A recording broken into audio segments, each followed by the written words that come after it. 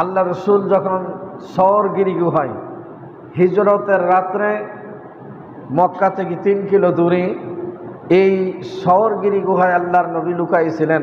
আবু বকর সফর সঙ্গী। সেই সময় হাদিসে আসছে মাকড়সা সেইখানে জাল বুনাইছিলেন এবং সেই মাকড়সার উপরে কবুতর ডিম পেড়েছিল এবং অতি পুরানা গুহা সেখানে নিদর্শন দেখা দিয়েছিল এবং কাফেরেরা বারবার সেখানে গিয়েছিল, কিন্তু তারা অনুমান করতে পারেনি যে আখিরি পয়গম্বর এখানেই লুকিয়ে আছে। জোরে বলি সুবহানাল্লাহ। এখন এই জন্য মাকড়সা মারা কেউ নিষেধ করেছেন। আবার মাকড়সার জাল যে ঘরে থাকেন এ ব্যাপারে 2টি রিওয়ায়েত আছে। কেউ নিষেধ করেছেন, কেউ পরিষ্কার করতে বলছেন। আবার এই 2টা রিওয়ায়েতকে কেউ বলছেন 2টাই জয়ীফ। আলী রাদিয়াল্লাহু তাআলা আনহুর একটা রিওয়ায়েত আছেন, যেহেতু আল্লাহ রসুল বলছেন পরিষ্কার পরিচ্ছন্নতা ইমানের অঙ্গ, আত-তুহুরু শাতরুল ঈমান, এই জন্য মাকড়সার জাল ঘরে থাকলে পরিষ্কার করাই উত্তম। জোরে বলি সুবহানাল্লাহ। অন্য রিওয়ায়েতে যেটাকে বলছেন যে অভাব অনটন থাকে মাকড়সার জাল বাড়িতে থাকলে, এই রিওয়ায়েতটা জয়ীফ বলছেন। তবে পরিষ্কার পরিচ্ছন্নতা করতে হবে। মাকড়সা মারার ব্যাপারে উৎসাহিত করা হয়নি, কিন্তু টিকটিকি মারার ব্যাপারে আল্লাহর নবী উৎসাহিত করছেন। এক ডাঙ্গে একটা টিকটিকি মারলে হাদিসে আছে তার আমলনামা 70 নেকি লেখা হয়, কিন্তু মাকড়সা মারার কথা বলা হয়নি। তাহলে মাকড়সার কথা আল্লাহ পাক কোরআনে কেন নিলেন? আল্লাহ বলছেন মা খলাকতা হাযা বাতিলান, আমি যে কোনো কিছুই সৃষ্টি করেছি এটা অনর্থক সৃষ্টি করি নাই। জোরে বলি সুবহানাল্লাহ।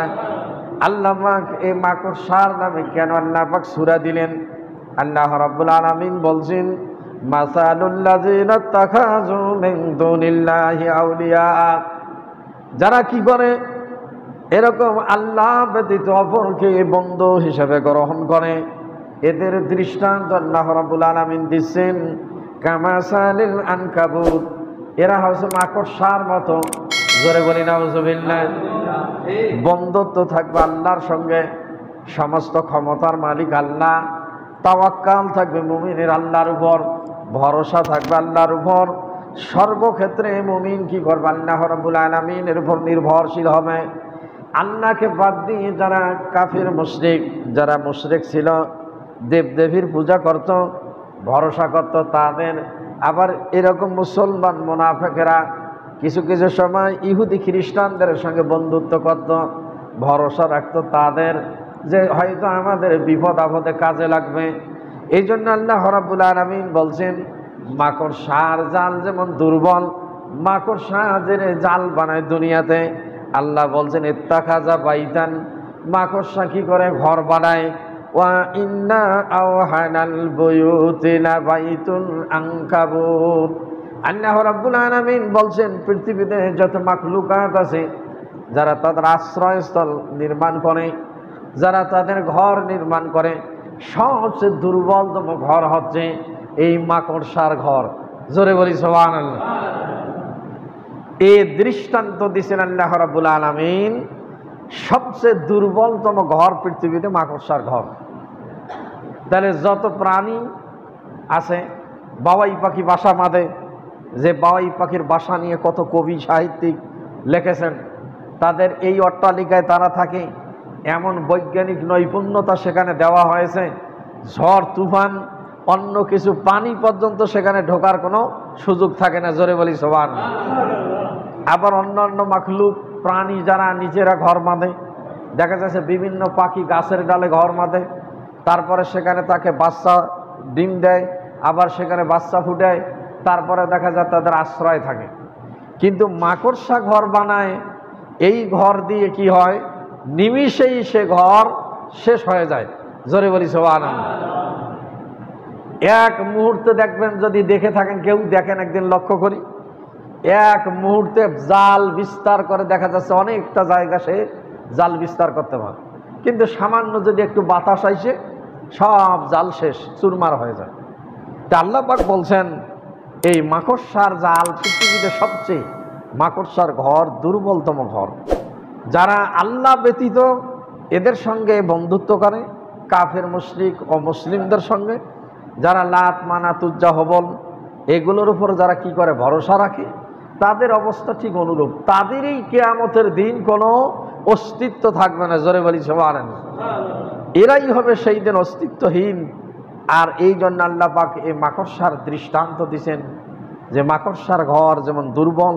আল্লাহ বলছেন লাউকান ইয়ালামুন, তারা যদি বুঝতো, তারা যদি এই বিষয়গুলো অনুধাবন করত, ইন্নাল্লাহা ইয়ালামু মা ইয়াদউনা মিন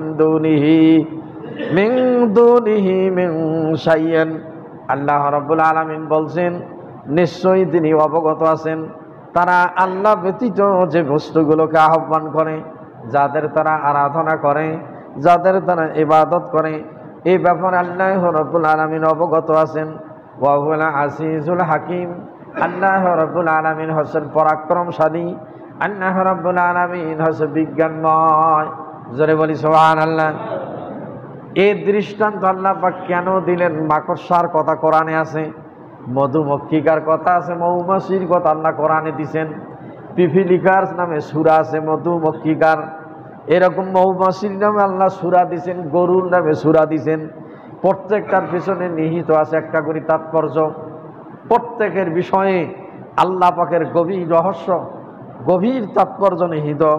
আল্লাহ বলছেন ওয়াতিলকাল আমসালু নাদরিবুহা লিন্নাস, আমি মানুষের কাছে এই দৃষ্টান্তগুলো, উপমাগুলো পেশ করেছি।